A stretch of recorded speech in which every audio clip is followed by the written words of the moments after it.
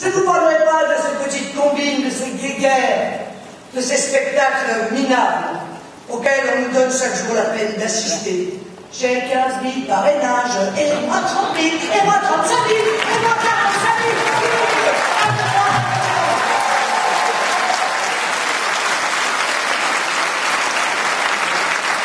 Les partis politiques en déroute qui s'enfoncent dans la désunion et les combats de coq, ça ne m'intéresse pas. Les responsables politiques d'une droite qui cherchent à masquer le vide de leurs projets, la mollesse de leurs convictions, leur absence de vision, derrière une guerre des chefs qui s'affiche sans vergogne aux yeux des Français, tout cela ne m'intéresse pas. Et n'intéresse plus personne.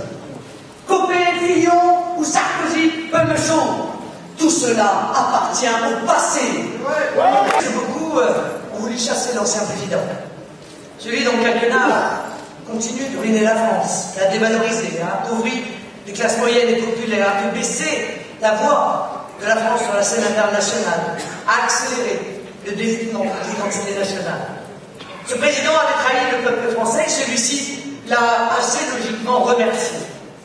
C'est d'abord cela qui explique la victoire de François Hollande.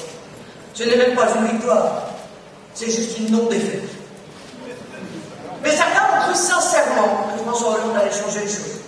Le changement, c'est maintenant, nous a-t-il répété à l'envi pendant toute la campagne.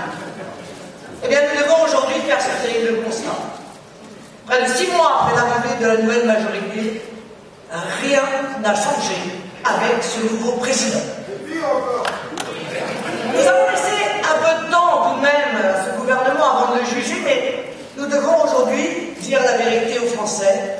Non, rien n'a changé avec François Hollande.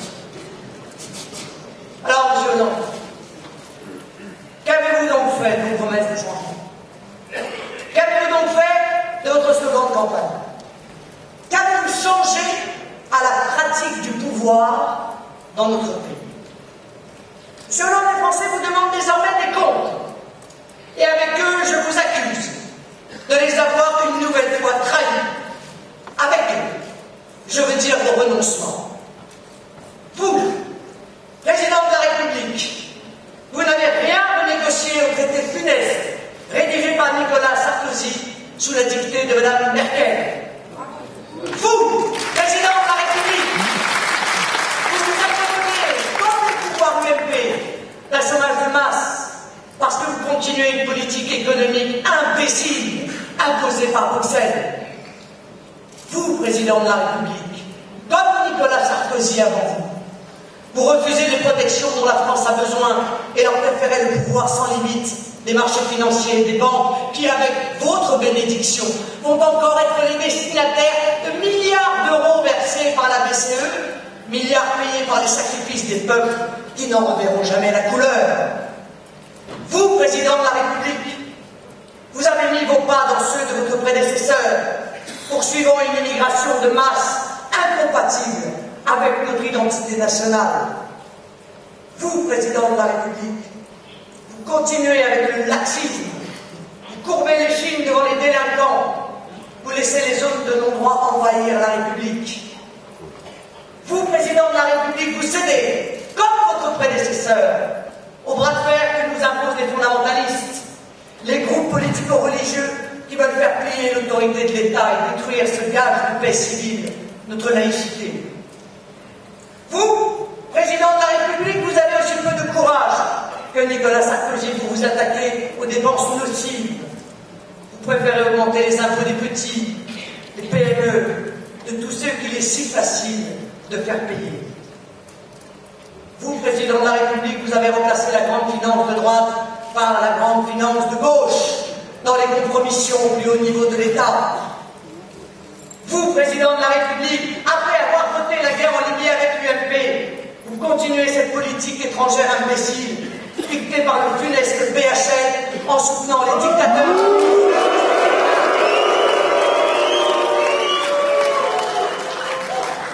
Vous, président de la République, vous n'avez pas vu Nicolas Sarkozy de vision pour la France. Vous ne lui fixez aucun cap.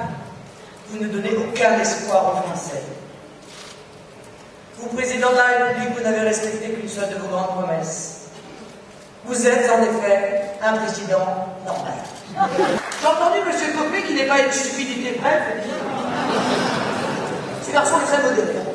Quand j'avais proposé la peine de mort pour les gros trafiquants de drogue, il était allé à la télévision en disant « Français, regardez, elle va couper la tête à vos enfants qui fument un joint. »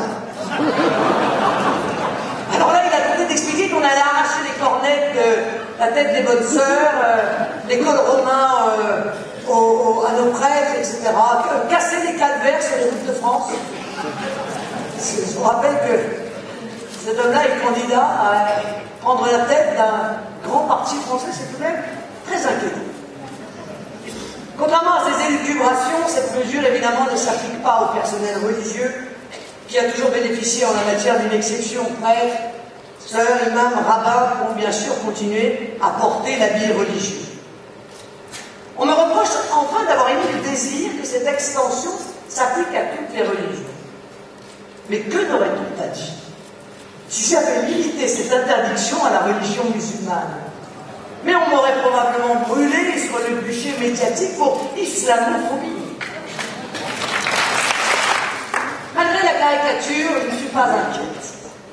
Tous les Français qui ont à cœur nos principes, nos valeurs et qui s'inquiètent bien sûr des dérives constatées auront bien compris mon but et partageront, j'en suis sûr, ma volonté de préserver par cette mesure la laïcité et la paix civile. Et même, si certains devront alors faire un sacrifice, je suis convaincu qu'une grande part le fera de bonne grâce, par patriotisme et conscience de l'intérêt général. Nous savons, nous, les graves échecs de cette politique européenne qui n'a jamais tenu une seule de ses promesses. Alors, allez, blasphémons joyeusement. Oui, il faudra le plus tôt possible organiser la fin de la monnaie unique avec nos partenaires européens.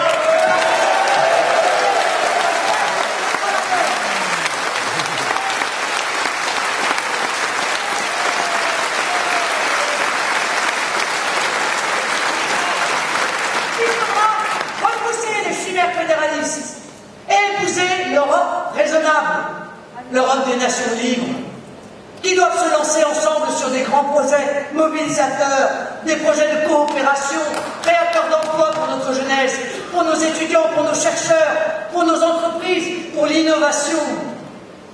Nous réclamons que notre argent serve à nos entrepreneurs, à nos emplois, à nos investissements, à nos infrastructures, et arrête d'être déversé dans le trou sans fond des banques qui jouent avec à la roulette russe.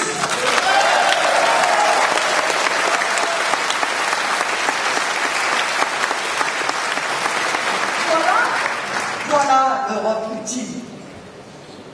Mais leur Europe, celle qui aggravera ce nouveau traité, nous avons le devoir de lui dire non. 3 fois non, 100 fois non, et par référendum. Oui, monsieur Hollande, vous devez organiser un référendum. Vous n'avez pas le mandat pour passer au-dessus de la tête des Français. Ils sont